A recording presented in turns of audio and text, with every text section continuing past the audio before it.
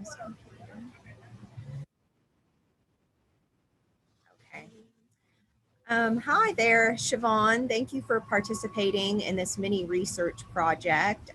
Today, the questions will be regarding, it's a qualitative case study, and it's to understand and discover how participants in an online tutorial studies have molded, challenged, and impacted future aspirations. Okay. All right, so for the first question, I just have a couple, just pre-questions. Maybe you can tell me just a little bit about yourself and your background and what led you to pursue this program in online studies. Sure. Currently, I am enrolled in the ELPA program for my doctoral in educational leadership. I do have a background in higher education. I've been doing leadership roles for the past, I'll say, about 10 years. Um, and I decided to pursue my doctoral at the I'll say the urgence of my campus president.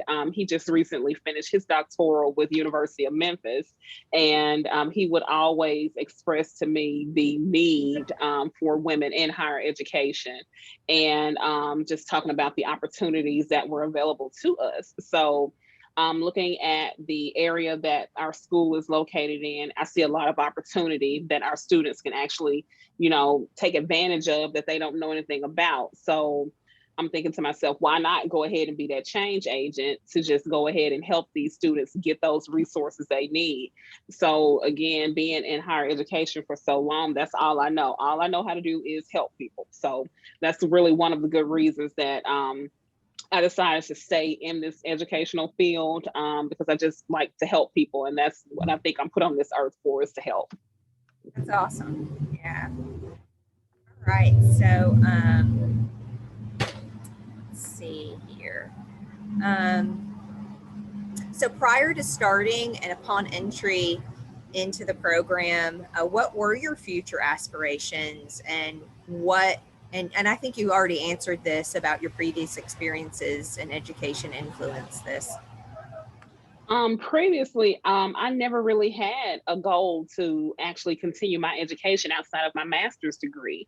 Being in the field now, I just really was thinking about progressing to the higher level in administration here on campus. And when I got to the point I was an assistant coordinator, which is really assistant director of our purchasing department, looking at the structure of the school, it really wasn't anywhere else that I could progress to or anywhere else I can go up on that career chain. So I really had plans to just kind of ride it out, that way, because there are only so many top level administration positions that were here. But in order to progress within our board office system, you have to have that higher level of education. So that's another reason why I just continue to go on and get something higher than my master's versus just saying, in that current role. And it's only to progress. Mm-hmm. Yeah, that's great. Okay, how has online learning served your individual and educational needs to fulfill your future aspirations?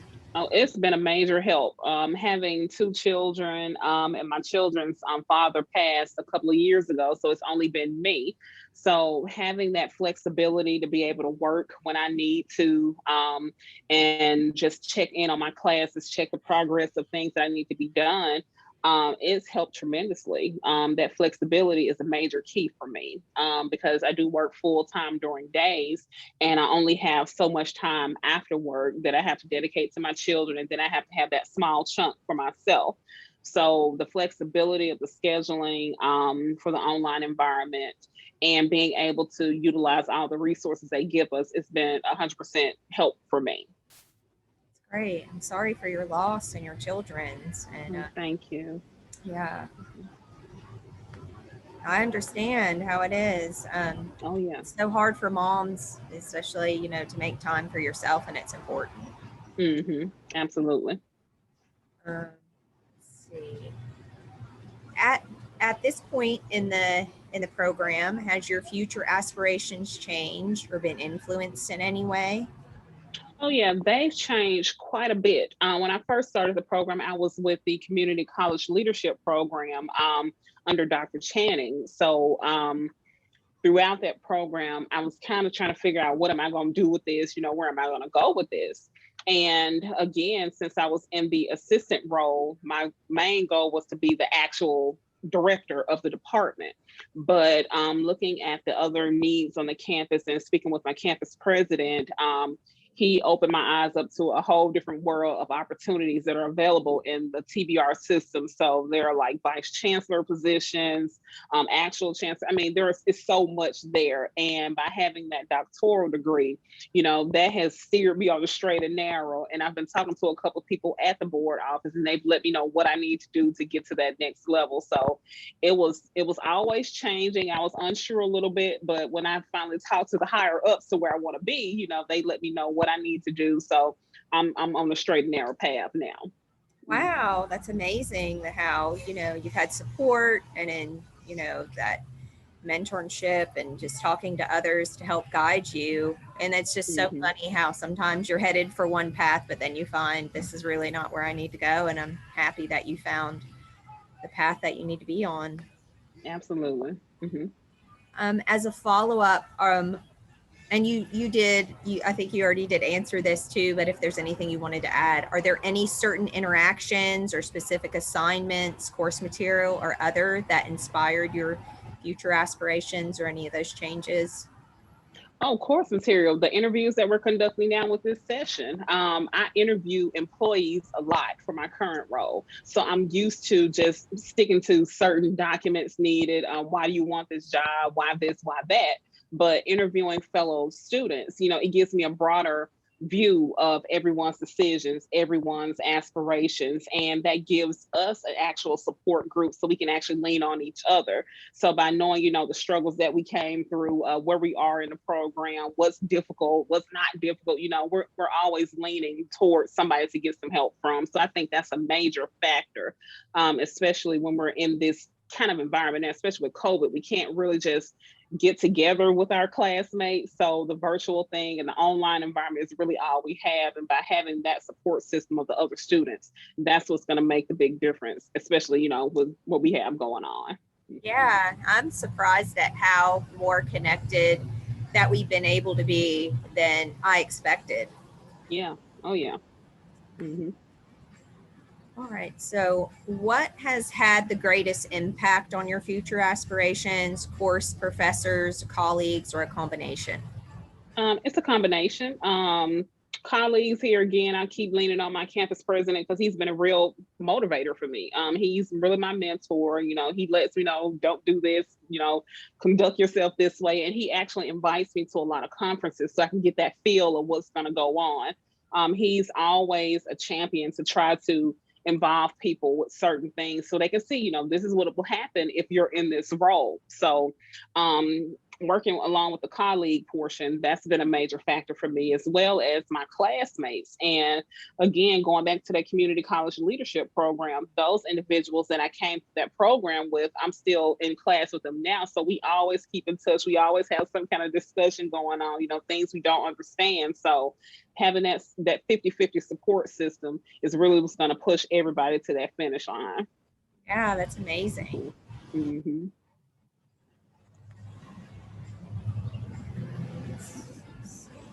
Why did you choose an online program over an alternative program like a hybrid or strictly on campus? The flexibility. The flexibility is what I'm looking for in a program. I could have went to University of Memphis here, but I just didn't have the time.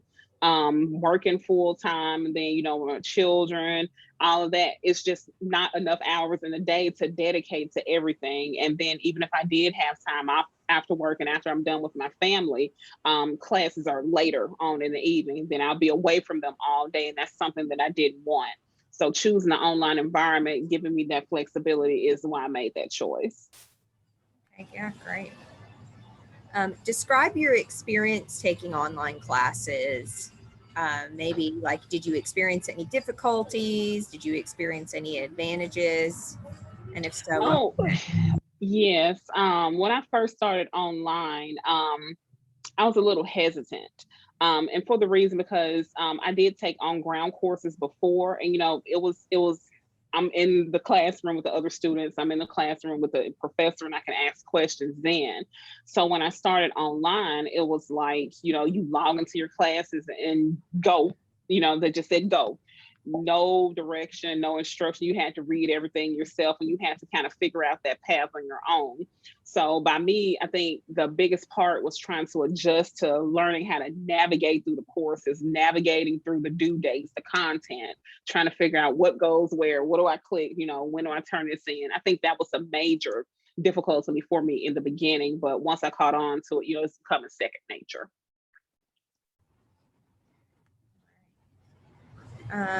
What assignment that you have completed so far aligns with your future aspirations, and were they developed in any way due to this assignment? Well, in this particular course, nothing so far, but it does help with the interviewing. But I can think of a past class that I had that we were dealing with THEC information, and that's the Tennessee Higher Education Commission. And that dealt with a lot of quantitative things that we're going to be dealing with those numbers, the statistics, referring to why retention on certain campuses are at a certain number, why people have good enrollment versus the other ones who don't. That information has really helped me in my current role because I work a lot with our student services department, coming up with recruiting ideas. We have to counsel those students. So finding those risk factors that THEC provides on their website, that has given me a lot of insight, given me a lot of resources to give to those students who actually, are dropping out of classes because they can't get transportation or they don't know about childcare, things like that. So during that last class with Dr. Emily House with THEC, that really opened my eyes up to a world that I never knew really existed until, we actually had that actual project to turn in. And she's like, this is where you get your numbers, you use this for this report, you use that. So I'm still using that information to this day to help my student services department. So that's been a major impact. Wow, is that a course that's in this program, or was it in your previous program? It was in the previous program. It was the last course in the community college leadership program. It sounds like a great course. Oh, it was. Mm-hmm. Okay, so let's. All right, so how did your ethics, culture, identity, and background align with your future aspirations? Oh, I am big on ethics. I am one who always aims to do the right thing. I'm a policy follower. If you give me strict guidelines and procedures, that's exactly what I'm going to do. It's no deviating for me. If you task me with doing a certain thing and you put your trust in me, that's what I'm going to deliver. Workplace ethics. Oh my gosh, I talk to my employees about this all the time. You have to present yourself in a manner that you want others to present themselves to you. So if you want somebody to respect you, respect them.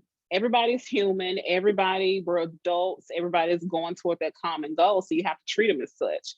So that's really how I've been living my professional life. My parents put that in me a long time ago.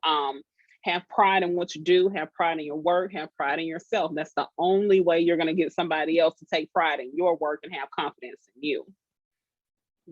It's wonderful. And then, did you take these things into consideration prior to starting the program? Oh, absolutely. Absolutely. Going back to something my president told me, he said, it's lonely at the top. And he said, the people that you started your job with, they may or may not be your friends at the end, because some might be jealous that you have a current role and some might applaud you for it. But thinking about, me doing my job, that's what I'm here for, having a good work relationship with the people that I'm working with, it's fine because we're here, 90% of our day versus we are with our families. So I think it's important to have a good relationship with these people that we're working with, but you have to remember the reason that you're here and you have to stick to it. Yes, most definitely. Mm-hmm. How have you benefited from online learning in the program that was not expected? Oh, making new friends and experiencing a new culture.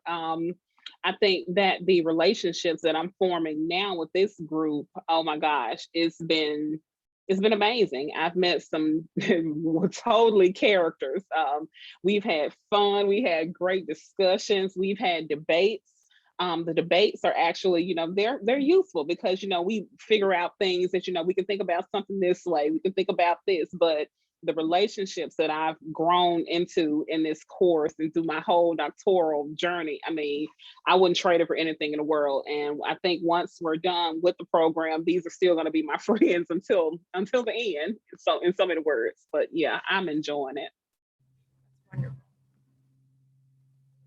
Describe one area that you have seen the most growth in yourself so far from being in the program that you anticipate will help you in your future aspirations. Oh, my professionalism and the management aspect. I find myself quoting things that I've read in the reading a lot during our team meetings, and people will look at me like, "What?"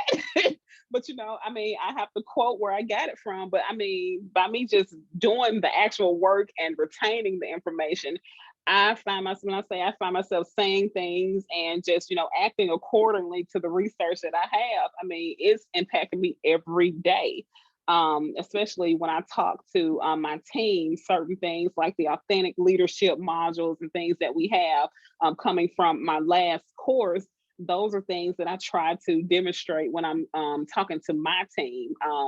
And authentic leadership meaning do something out of the genuineness of your heart. Don't be afraid to jump in and help your team. Just don't tell them to do something. You have to be willing to roll your sleeves up and actually help them and show them that you know how to do it. Don't be afraid to, if you see a long line at the window at the bursar's office, don't be afraid to go in there and help them.